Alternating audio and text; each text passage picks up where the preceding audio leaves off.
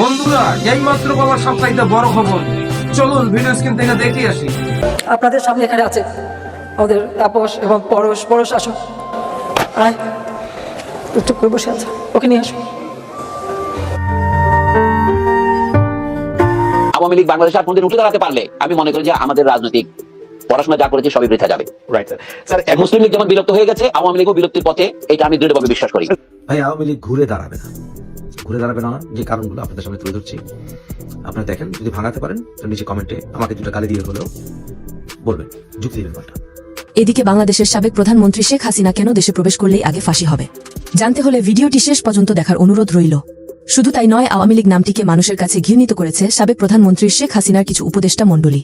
গণমাধ্যমে যেভাবে দেখা যাচ্ছে, ক্ষমতাচ্যুত শেখ হাসিনার এমন কোন উপদেষ্টা যে টাকার পাহাড় করেনি, সেটা দেশে কিংবা দেশের বাইরে তা বলার বাহুল্য। একজন উপদেষ্টার এত পরিমাণ দেশের টাকা আত্মসাৎ করেছে যা সোশ্যাল মিডিয়ায় প্রবেশ করলেই দেখা যায়। শেখ হাসিনা থাকাকালীন সময়ে যেভাবে লুটপাট করেছে এই উপদেষ্টারা, যার খেসারত দিতে হচ্ছে আজ এই শেখ হাসিনাকে বলে সূত্রটি জানিয়েছে।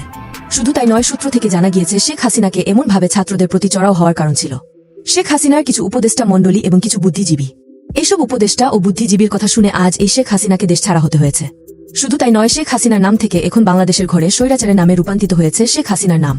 তার সাথে বঙ্গবন্ধুর মান সম্মান ধুলোর করেছেন শেখ হাসিনার কিছু উপদেষ্টা মণ্ডলী। আওয়ামী লীগ এত বড় শক্তিশালী দল হওয়ার পরেও পালানোর জন্য মাত্র ৪৫ মিনিট সময় পেয়েছে। সূত্র রেশ ধরে জানা যায়, শেখ হাসিনা ক্ষমতায় থাকাকালীন যে যখন যা করতে বলেছে তিনি তখন সেটাই করেছে। তিনি একবারও ভাবেনি যে এই বৈষম্য বিরোধী ছাত্র আন্দোলনের ছাত্ররা রেগে গেলে কি করতে পারে। সবচাইতে বড় ভুল করছে জামাত বিএনপি আওয়ামী লীগকে গণহত্যা না করে। শেখ হাসিনা পালানোর সাথে সাথেই যদি আওয়ামী লীগকে ধরে ধরে গণহত্যা করা যেত, বেশি না 10 থেকে 20 হাজার করা যেত, ইউনিয়ন পর্যায়ে, থানা পর্যায়ে, ওয়ার্ড পর্যায়ে গণহত্যা করে এবং কাছে পাশে বিভিন্ন ওভারব্রিজের নিচে যদি এভাবে ঝুলে রাখা যেত, আজকে আমাদেরকে টিকটকে ফেসবুকে শুনতে হতো না এরা বঙ্গবন্ধুর সৈনিক, হেডার সৈনিক, এদেরকে উড়িয়ে ফেলা সম্ভব না, এসব আজকে আমাদের শুনতে হতো না। শেখ হাসিনার বর্তমান যে বয়স, তাতে করে তিনি এই বাংলাদেশে ফিরতে চাইলে তাকে লাশের বন্যা বয়ে দিয়ে ফিরতে হবে, কিন্তু সেটা কোনোভাবেই মেনে নিবে না এই ছাত্র জনতা থেকে শুরু করে আমজনতা। তাই কিছু কিছু রাজনীতিবিদরা গবেষণা করে বলছেন, যদিও শেখ হাসিনা দেশে ফিরতে চায়, তাকে আগে এই ৪ আগস্ট থেকে শুরু করে ৫ আগস্ট পর্যন্ত যে ২০০০ জনকে গুলি করে হত্যা করা হয়েছে, তাদের লাশের বিচার না হওয়া পর্যন্ত শেখ হাসিনা কোনোভাবেই দেশে ফিরতে পারবে না। এই লাশের বিচার হওয়া মানেই হলো শেখ হাসিনার নিশ্চিত ফাঁসি অনিবার্য। তাই অনেকেই বলছেন, শেখ হাসিনা বেঁচে থাকাকালীন সময় যেন ভুল করেও দেশে আসার কথা ঘুমেও চিন্তা বা পরিকল্পনা না করেন। এটাকে শুধরে নেব আমরা, কিন্তু আওয়ামী লীগ আর ঘুরে দাঁড়াবে, অন্তত হাসিনা লীগ ঘুরে দাঁড়াবে। অনেক কারণ আছে। প্রথমত, বিশ্বে নজির নাই যে সংসদ সদস্য সবাই সরকার পতনের সাথে সাথে পালিয়ে গেছে।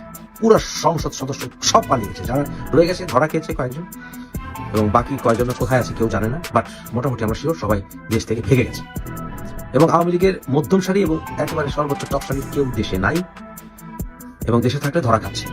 বন্ধুরা, এরকম আরো নিত্য নতুন আপডেট খবর পেতে আমাদের ইউটিউব চ্যানেলটি সাবস্ক্রাইব করে আমাদের সাথেই থাকবেন।